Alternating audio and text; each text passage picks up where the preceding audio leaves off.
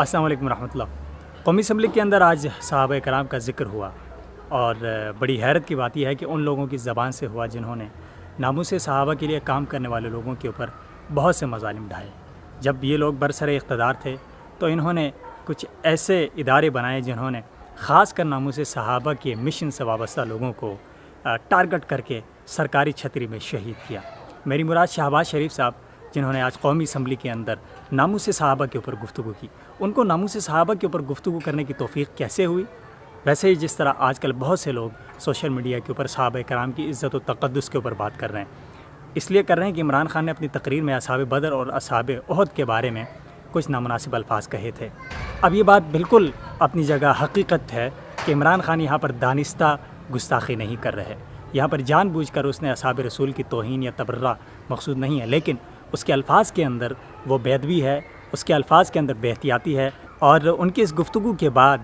بہت سے لوگ صحابہ کرام کے اوپر ان کی عزت و ناموس کی جو اہمیت ہے اسلام کے اندر، نبی کریم صلی اللہ علیہ وسلم کے فرمان اور قرآن کے مطابق اس کے اوپر گفتگو ہو رہی ہے۔ اور قومی اسمبلی کے اندر نہ صرف شہباز شریف بلکہ جو متحدہ مجلس عمل ہے اس کے جو ارکان اسمبلی ہیں، مولانا اسد محمود ہیں، اسی طرح دیگر جو وہاں پر ارکان اسمبلی ہیں، انہوں نے بھی بات کی، اور اب یہ ایک کمپینسی چلی آ رہی ہے۔ آپ کو پتہ ہے کہ پاکستان کے اندر فرقہ واریت بہت بڑا ایک فساد کا سبب ہے، جس کے اندر نہ صرف فرقہ واریت اور تعصب ہوتا ہے بلکہ قتل و قتال اور دہشت گردی کا بھی اس سے بہت گہرا تعلق ہے۔ اگر پاکستان کے اندر آپ شیعہ سنی دہشت گردی جو ہے اس کا پس منظر دیکھیں تو اس کی بنیادی وجہ بھی یہی ہے کہ جہاں پر اصحاب رسول کے اوپر یا مقدسات اسلام کے اوپر توہین اور تبرہ کیا جاتا ہے، وہاں پر پھر لوگ جذبات میں آ کے مشتعل ہوتے ہیں، کیونکہ ایمانی جذبات مجروح ہو رہے ہوتے ہیں اور ریاست اپنا کام نہیں کر رہی ہوتی۔ ایسے میں وہ پھر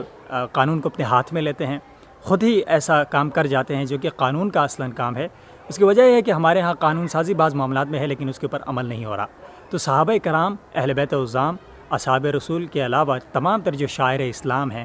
ان کے اوپر بدزبانی کرنے والے لوگوں کو اگر سخت سزائیں دی جائیں یا ان کو قانون کی گرفت میں رکھا جائے تو پھر پاکستان کے اندر سے فرقہ واریت جو ہے نا وہ 90% ختم ہو جائے گی۔ کم از کم پاکستان کے اندر جو سب سے بڑا مسئلہ فرقہ واریت کا شیعہ سنی کا ہے، شیعہ جو بھی عقائد رکھتے ہیں وہ اپنے آپ تک محدود رکھیں، وہ سر عام اگر بازاروں میں، اپنی مجلسوں میں، اپنے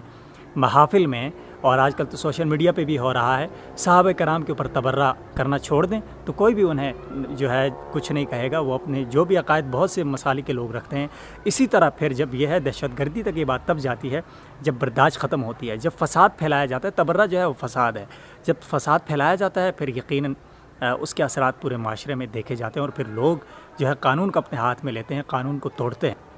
تو شہباز شریف صاحب یا جتنے بھی حکمران ہیں آج اگر اپنے سیاسی معاملات کے لیے وہ صحابہ کرام کے تقدس پر بات کرتے ہیں تو جب یہ حکومت میں ہو تو پھر اس کے اوپر یہ کیوں نہیں سٹینڈ لیتے؟ دیکھیے آج سیاسی معاملے کے لیے یہ اتنے کھڑے ہوئے آئے، بہت اچھی بات ہے کیونکہ یہاں پر سیاسی پوائنٹ سکورنگ بھی ہوتی ہے، لیکن جب گلی محلے میں چوک چوراہے میں صحابہ پر تبرہ کیا جاتا ہے، اس تبرہ کو روکنے کے لیے کوئی کھڑا ہوتا ہے یا اس کے اوپر احتجاج کرتا ہے، اس کے لیے گفتگو کرتا ہے تو کہا جاتا ہے فرقہ واریت پھیلا رہے ہیں، آپ فساد پھیلا رہے ہیں اور آپ جو ہے جناب پاکستان کے اندر انتشار پھیلا رہے ہیں۔ تو دیکھیے اگر آج آپ کو سیاسی معاملات کی وجہ سے صحابہ یاد آئیں تو جن کے ایمان کا حصہ ہے، ہر مسلمان کے ایمان کا حصہ ہے،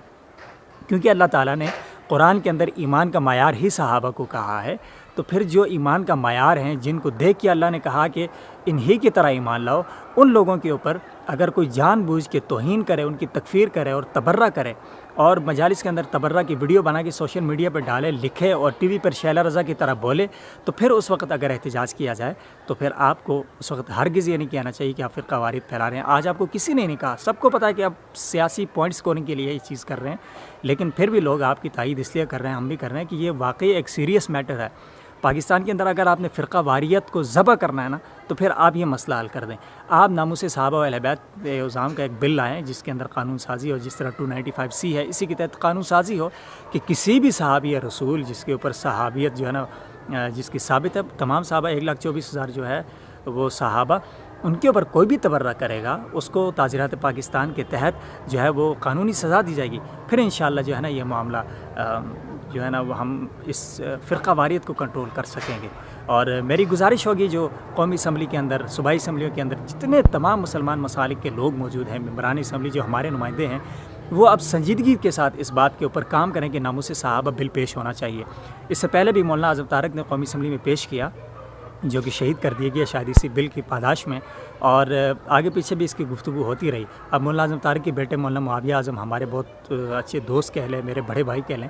وہ بھی موجود ہیں، انہوں نے قرارداد بھی پیش کی۔ میری ان سے بھی گزارش ہوگی کہ وہ اپنے ساتھیوں کو، اپنے اتحادیوں کو، اپنے دوستوں کو ملا کے خود بلکہ وہ آگے بڑھیں، مولانا اسد محمود کے ہاتھ تھامیں، صوبائی اسمبلی میں یہ پیش کر دیں، قومی اسمبلی میں اسد محمود صاحب کو کہہ دیں، نون لیگ کو، باقی جتنے بھی لوگ ہیں، اس معاملے پر کسی بھی مسلمان کو تکلیف نہیں ہوگی۔ جسے تکلیف ہوگی یقیناً اس کے دل میں کھوٹ ہوگی یا اس کے ایمان میں جو ہے وہ شک ہوگا، جسے صحابہ کرام کی عزت و تقدس کے اوپر مسئلہ ہو۔ ناموس صحابہ بل پیش کرنا چاہیے تاکہ پاکستان کے اندر سے فرقہ واریت جو ہے کم از کم اس کا ہم سدباب کریں۔ ہم اس کا سدباب کریں گے، بہت سی جانیں بھی بچ جائیں گی، بہت سی فورسز جو ہم نے صرف اور صرف فرقہ واریت کو کنٹرول کرنے کے لیے بنائی ان کے خرچے بھی بچ جائیں گے، اور امن و امان بھی آئے گا۔